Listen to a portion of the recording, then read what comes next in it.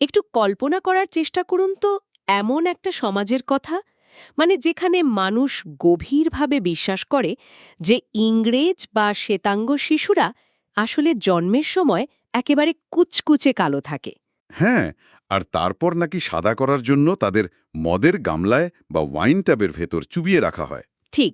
আর যদি কোনো বাচ্চা মানে দ্রুত সাদা না হয়, তবে তার বাবা রীতিমতো লোহার কাঁটা চামচ দিয়ে খুঁচিয়ে সেই সদ্যজাত শিশুকে মেরে ফেলে। হুম, শুনতে কোনো ভয়ঙ্কর ডার্ক ফ্যান্টাসি বা হরর সিনেমার প্লট মনে হলেও আশ্চর্যের বিষয় হল বিংশ শতাব্দীর একেবারে শুরুর দিকে গ্রাম বাংলার সাধারণ মানুষের কাছে এটা কিন্তু কোনো গল্প ছিল না। মানে এটা ছিল তাদের কাছে অকাট্য সত্য।